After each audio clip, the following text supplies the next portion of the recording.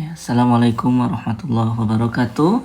Ya, saya Asep Nurudin, CGP Angkatan 8. Mohon izin untuk menyampaikan refleksi dari pemahaman saya setelah membaca materi tentang kerangka pendidikan yang menurut Ki Hajar Dewantara. Ya, pendidikan. Kita melihat dari awal apa sih pendidikan itu dan kenapa harus ada pendidikan. Makanya pertama saya akan menggarisbawahi dari tujuan pendidikan itu sendiri. Sebetulnya kenapa sih harus ada pendidikan? Nah, tujuan dari pendidikan menurut Ki Hajar Dewantara adalah untuk mempersiapkan manusia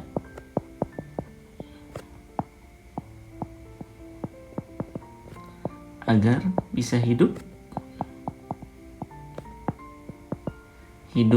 aman, nyaman, tentram, dan bahagia tentunya.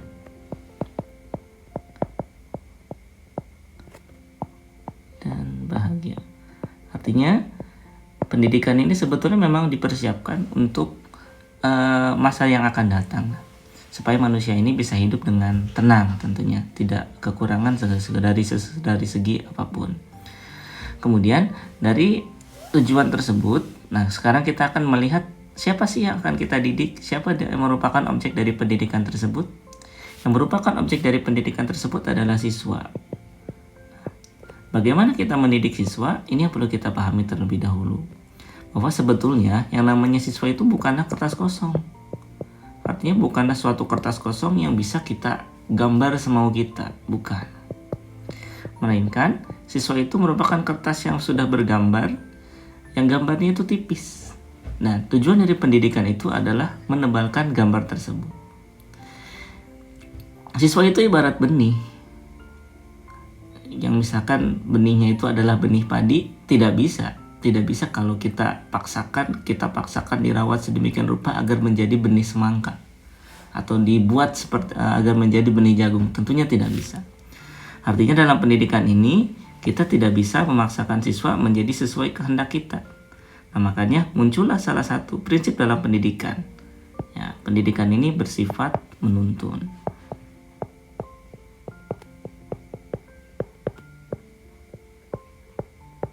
Ya, karena sejatinya guru ini tidak bisa mengubah siswa atau membentuk siswa, melainkan guru ataupun pendidikan itu menuntun siswa agar siswa ini bisa memahami jati diri mereka.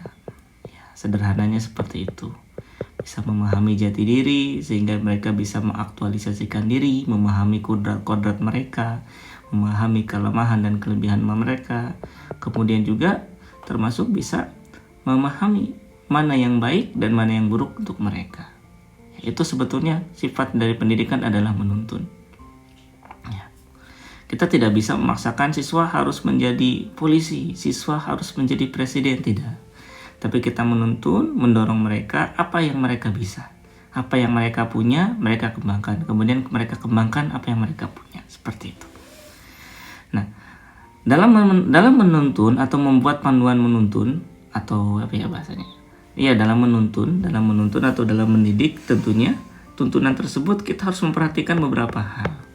Nah, yang harus kita perhatikan adalah kodrat alam dan kodrat zaman.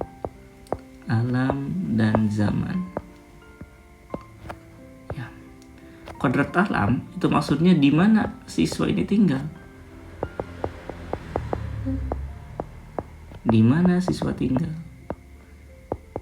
Ini berkaitannya bukan hanya dengan alam sebetulnya, melainkan juga dengan budaya. Ketika siswa ini tinggal di Indonesia, maka yang akan kita ajarkan adalah budaya yang ada di Indonesia itu. Termasuk budaya, kemudian alamnya, kemudian bagaimana regulasinya, norma yang berlaku di masyarakatnya. Itu yang perlu kita perhatikan dalam memberikan tuntunan atau memberikan pendidikan kepada siswa. Selain alam, yang perlu kita perhatikan juga adalah kodrat zaman. Kapan siswa ini tinggal? Kapan siswa ini hidup? Keterampilan apa saja yang dibutuhkan pada saat zaman tersebut. Itu yang perlu kita perhatikan. Nah, pada saat zaman sekarang yang sudah merupakan zaman era global, era internet di mana-mana, maka pemerintah Indonesia menetapkan mengenalkan keterampilan abad 21. Dan ini tentunya sesuai dengan kodrat zaman yang menjadi acuan dari pendidikan itu sendiri.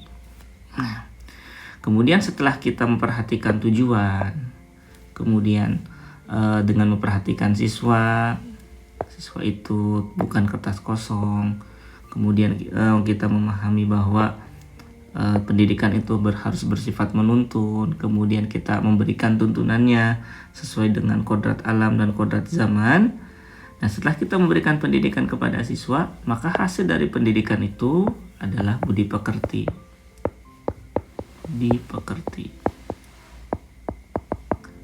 Budi pekerti ini bukan hanya dimaksud dari sisi bukan hanya dimaksud dari sisi akhlak, bukan hanya akhlak sebetulnya. Ini meliputi dari akhlak, karakter, ya, termasuk di dalamnya adalah keterampilan. Karena menurut kerangka Ki Hajar Dewantara yang namanya budi pekerti ini merupakan keselarasan antara karya, rasa, cipta, ya, kasta, mungkin ya seperti itu, dan juga karya. Artinya semua yang ada di dalam diri itu diejawantakan dalam bentuk perilaku, dalam bentuk karakter, dalam bentuk kebijaksanaan, dalam bentuk keterampilan. Itu merupakan budi pekerti. Dan tentunya budi pekerti yang akan kita bentuk dalam pendidikan, yang akan kita tuntun dalam bentuk pendidikan, ini harus sesuai dengan kodrat alam dan kodrat zaman. Ya, mungkin itu sedikit refleksi dari pemahaman saya setelah mempelajari modul 1.1 tentang kerangka pendidikan menurut Ki Hajar Dewantara. Kurang lebihnya saya mohon maaf. Assalamualaikum warahmatullahi wabarakatuh.